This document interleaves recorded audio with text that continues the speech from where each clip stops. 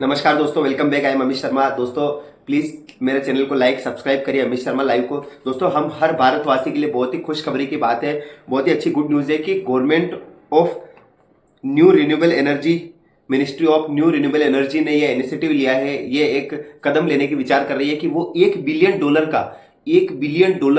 का निवेश करेगी, कि सब्सिडी देगी, क्षमा चाहता हूं, निवेश नहीं, सब्सिडी देगी $1 बिलियन की सोलर एनर्जी के अंदर। ठीक है, सोलर एनर्जी के अंदर कैसे कि आप जैसे देख रहे हैं यहाँ जगह जगह सोलर पैनल लग रहे हैं, घरों के ऊपर सोलर पैनल लग रहे हैं।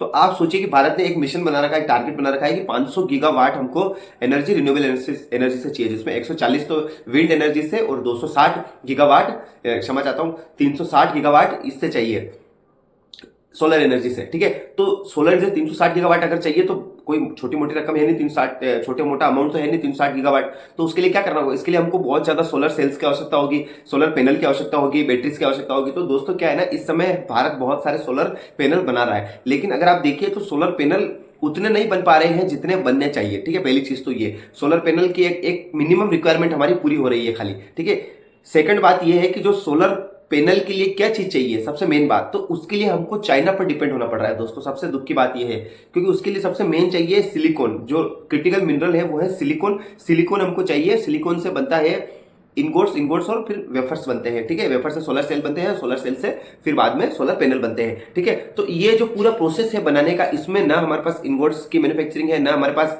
वेफर्स की मैन्युफैक्चरिंग है।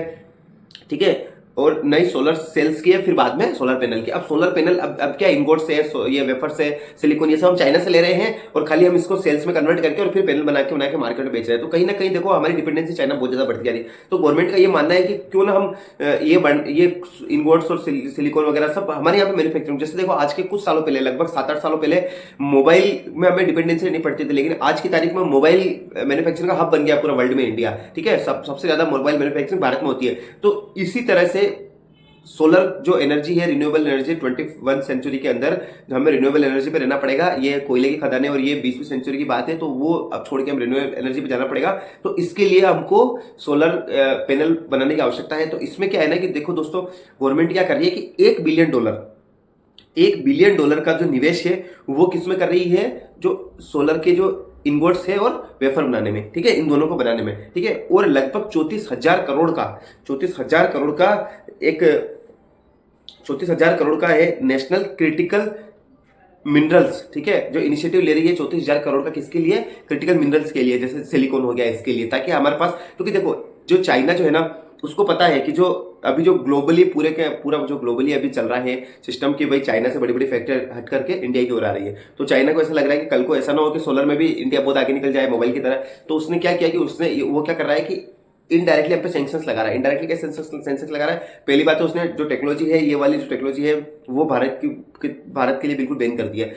दूसरा ये है कि वो क्या है ना कि जो मिनरल्स की जो सप्लाई है, मिनरल्स हो गए जो क्रिटिकल मिनरल जैसे सिलिकॉन हो गया, इसकी जो सप्लाई है इसको भी क्या है ना कि बहुत हद तक वो बैन कर दिया है उसने भारत के लिए। तो कहीं ना कहीं भारत के लिए और मुश्किलें बढ़ जाए ऐसा चाइना चाहता है, लेकिन भारत की सरकार बहुत बड़ा इनिशिएटिव ले रही है और बहुत ही अच्छा कदम उठाने जा रही है।